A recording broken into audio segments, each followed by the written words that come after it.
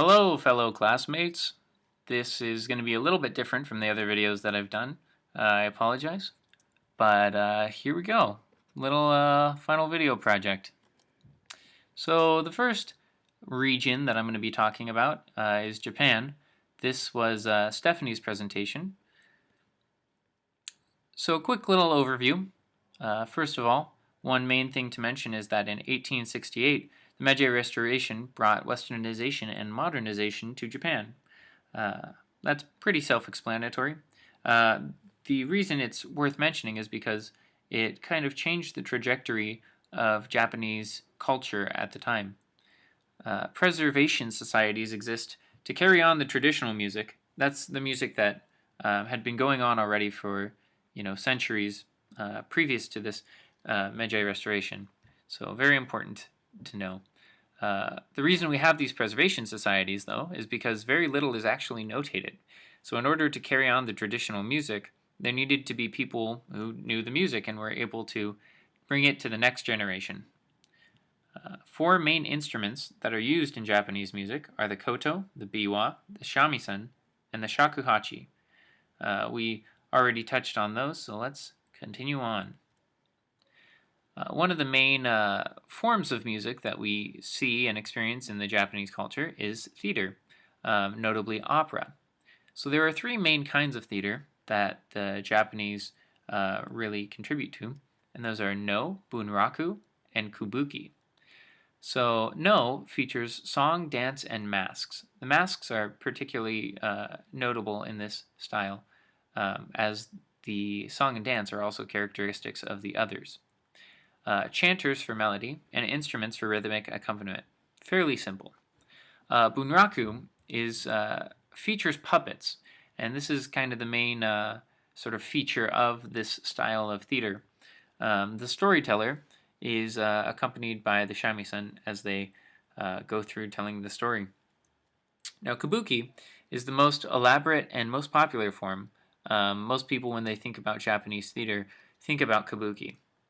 It features the shamisen, Suzumi, Odaiko, and Okawa. Moving right along, now we're going to talk about Singapore and Taiwan, two very different cultures, but we've grouped them together here. This presentation was given by Christian, so let's get going. Singapore, heavily influenced by the Chinese, Malays, and Indians. So one of the main reasons that Singapore's music is the way it is today is because of the influences brought to it through immigration. So if you look at the ones that I mentioned above, these are all of the countries close by to Singapore. And so a lot of travel in and through Singapore meant that the musical traditions were also carried around through. Traditional music is used mainly for festivities, so celebrations and things like that. Moving right along, Taiwan is the next one we're going to mention. So it was very interesting to note that the music kind of changed over centuries as different sort of economic, political, and social changes went about in the country. So the first you have is the Aboriginal music of the 17th century and prior. The next thing is that the traditional Chinese music came over from the, I believe, the Han Dynasty that kind of took over Taiwan for a little while. And that's so the 18th century music is really dominated by this style of music.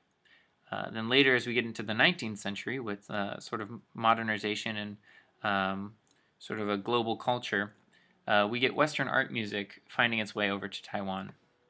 Now, again, like Singapore, music is often used for festivities, so weddings or celebrations or things of that sort.